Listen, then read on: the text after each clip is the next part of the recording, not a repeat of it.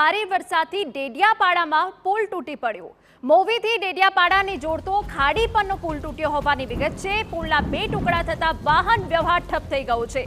એ પુલની દશા અમે આપને બતાવી રહ્યા છે કે જેના કારણે વાહન વ્યવહારને અસર પહોંચી અને વાહન વ્યવહાર ઠપ થઈ ગયો। પુલ બંધ થતા ગ્રામજનોનો જીવના જોખમે ખાડી પસાર કરવા હવે મજબૂર બન્યા છે। પુલના 2 ટુકડા થતા હવે ગામ લોકોને કેવી રીતે આ ખાડી પસાર કરવી પડે છે એ અમે આપને આ દ્રશ્યોમાં બતાવી રહ્યા છે।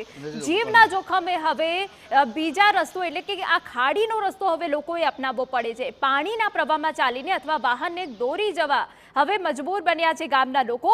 આવી સ્થિતિમાં કોઈ દુર્ઘટના બને તો જવાબદાર કોણ, કેમ કે પુલના તો 2 ભાગ થઈ ગયા છે, સ્પષ્ટપણે દેખાઈ રહ્યું છે। સાંસદ મનસુખ વસાવાએ ઘટના સ્થળે જઈને સ્થિતિની સમીક્ષા કરી હતી। મનસુખ વસાવાએ વહેલી તકે મરામત કરાવવાની પણ સૂચના આપી હતી। ત્યારે અમારા મનસુખ વસાવા આપણી સાથે જોડાઈ ગયા છે।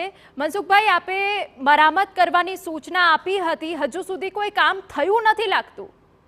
ત્યાં મોવીથી ડેડિયાપાડાનો મહારાષ્ટ્રને જતો રસ્તો છે અને જૂનું નાળું છે, લગભગ 40-50 વર્ષ જૂનું અને મોટું નાળું છે અને પાણી એટલું બધું હજુ પણ વહે છે ને ત્યાં, એટલે તાત્કાલિક મરામત કરવું મુશ્કેલ છે। હું જાતે ત્યાં વિઝિટ લઈને આવ્યો છું, આસપાસના ગામના લોકો પણ આવ્યા હતા। તો આના માટે ચોક્કસ થોડું પાણી ઓછું થયા પછી કઈ રીતના ડાયવર્ઝન આપી શકાય, કે મરામતનો તો પ્રશ્ન જ નથી, આખું નાળું જ બેસી ગયું છે। બિલકુલ, આખું નાળું જ બેસી ગયું એટલે મરામત ડાયવર્ઝન આપીને નવેસરથી આખો બ્રિજ બનાવવો પડે એવો છે। બિલકુલ મનસુખભાઈ, આ પુલની આ દુર્દશા બેઠી છે ત્યારે બીજું ડાયવર્ઝન આપવામાં નથી આવ્યું, જેના કારણે ગામ લોકો ખાડીમાં પાણીમાંથી પસાર થાય છે। હવે કોઈ મોટી દુર્ઘટના સર્જાય તો પછી જવાબદાર કોણ? હમણાં ડાયવર્ઝન આપી શકાય એવી સ્થિતિ જ નથી ત્યાં, અને ત્યાં પાણીમાં તો શું છે, પેલા કેટલાક લોકો પેલા ખેતર જવા વાળા લોકો એ તો કાયમ જ જતા હોય છે ને આ તો કાયમ જ આ પાણી તો કાયમ જ વર્ષોથી રહેતું હોય છે, એટલે ઘૂંટણ અમારા લોકો પણ ત્યાં ઉતર્યા એમ આમ લાગે પાણી એ છે, પણ ડાયવર્ઝન ત્યાં આપવું બહુ હમણાં મુશ્કેલ છે। તો આપ જે રીતે કહી રહ્યા છો કે ડાયવર્ઝનનો અત્યારે કોઈ રસ્તો નથી, અત્યારે કોઈ વિકલ્પ નથી, ચોમાસાનો સમય છે, ખાડીમાં ભારે પાણીનો પ્રવાહ આવ્યો તો લોકોના તો જીવ જોખમાશે ને? ના, ત્યાં પોલીસ મૂકેલી છે, પાણી વધારે વધશે તો તરત જ લોકોને અટકાવશે, પોલીસ મૂકેલી છે અને ત્યાં બીજા અન્ય ગામ લોકો, સરપંચો પણ ત્યાં એના માણસો સાથે એ લોકો પણ ત્યાં હોય છે। અને અમે જવું હોય તો આપણા નેત્રંગ થઈ વાલપુર ગાલીબાગ થઈને પણ હમણાં જઈ શકાય છે। પણ મનસુખભાઈ, અહીંયા તો બ્રિજની કામગીરી ઉપર બી તો સવાલ ઉભા થાય ને। એવો તો કેવો બ્રિજ બનાવ્યો કે વચ્ચેથી જ તૂટી ગયો? બ્રિજ 30-40-50 વર્ષ જૂનો બ્રિજ છે ને આટલા ભારે વરસાદના કારણે સ્વાભાવિક તૂટી જાય। જૂનો બ્રિજ છે, કોઈ પણ માણસોને મોકલો ઇજનેરોને તો કહી શકે કે 40-50 વર્ષ જૂનો બ્રિજ છે અને એટલું બધું આ વખતે એટલું બધું પાણી, એટલું બધું ભારે વરસાદ થયો ને કે પહેલી વખત આટલા વર્ષોમાં આટલું મોટું પાણી આવ્યું। મનસુખભાઈ, એવું તો હોય નહીં ને કે બ્રિજ એક જ દિવસમાં તૂટી જાય, પહેલા પણ જર્જરિત હશે તો શું મરામતમાં ધ્યાન ન અપાયું? નહીં, જર્જરિત આમાં તો નવા બ્રિજ પણ બેન તૂટી જાય છે। આ તો જૂનો 40-50 વર્ષ જૂનો બ્રિજ છે અને એનો પાયો બેસી ગયો અને પાયો બેસી ગયા પછી આખો બ્રિજ તૂટી ગયો છે, એટલે જૂનો બ્રિજ છે અને આ આખો બ્રિજ મરામત કરવાનો કોઈ પ્રશ્ન નથી અને આખો બ્રિજ નવો બનાવવો પડે એવો છે।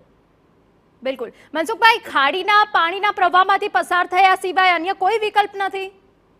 ના, અન્ય કોઈ વિકલ્પ, વાલપુર ગાલીબા થઈને બીજો રસ્તો જાય છે, મોવી થઈને એ વાલપુર ગાલીબા થઈને જાય, બીજો નેત્રંગ થઈને મોટા વાહનો જાય, 2 વ્હીલર કે 4 વ્હીલર નાના વાહનો વાલપુર ગાલીબા થઈને જાય અને બીજા નેત્રંગ થઈને જાય છે। અને ત્યાર સુધીમાં અમે નિષ્ણાંત લોકો, અધિકારી, ઇજનેરોની ટીમ અમે કામે લગાડીએ છીએ કે ડાયવર્ઝન કઈ રીતના આપી શકાય। માન લો કે હમણાં ડાયવર્ઝન આપે ને પાછો વરસાદ પડે તો પાછો આ ભૂંગળા ધોઈ નાખે। આ આગાહી 17 તારીખની આગાહી છે, 1-2 દિવસમાં, એના પછી આખી ટીમ હું સતત ત્યાં વિઝિટમાં છું અને ત્યાંના વિસ્તારના અમારા આગેવાનો પણ ત્યાં બધા ત્યાં દેખરેખ રાખી જ રહ્યા છે કે ભાઈ કઈ રીતે। બિલકુલ, આભાર અમારી સાથે વાત કરવા બદલ। તો અમારા સંવાદદાતા વિશાલ પાઠક પણ અમારી સાથે જોડાયેલા છે। વિશાલ, કોઈ બીજો વૈકલ્પિક રસ્તો અહીંયા દેખાઈ નથી રહ્યો? જી ચોક્કસ, વૈકલ્પિક રસ્તાની જો વાત કરીએ તો મનસુખભાઈએ પણ જે રીતે કીધું કે આ જે રસ્તો છે મોવી થઈને વાયા નેત્રંગ થઈને ડેડિયાપાડા જઈ શકાય છે, પરંતુ આમ જો જોવા જાય તો આ જે ગ્રામજનો છે એ લોકોને લગભગ કિલોમીટરથી 45 કિલોમીટરનો ફેરાવો થાય છે, જેને કારણે જ આ લોકો જોખમી રીતે પાણીમાં ઉતરીને પોતાની બાઇક લઈને અહીંયાથી નીકળી રહ્યા હોય છે.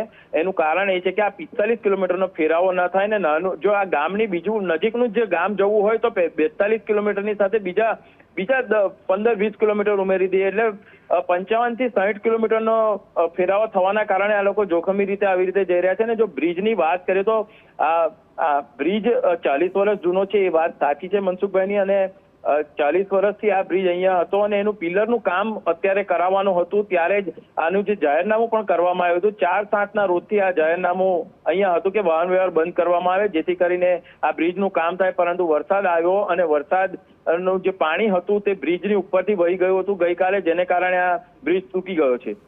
બિલકુલ. આ વાત તો ડેડિયાપાડામાં ભારે વરસાદ પડવાના કારણે ડેડિયાપાડાના લોકોને કેટલી પારાવાર હાલાકી પડી રહી છે, આ બે તસવીરો એ વાતની સાબિતી આપી રહી છે.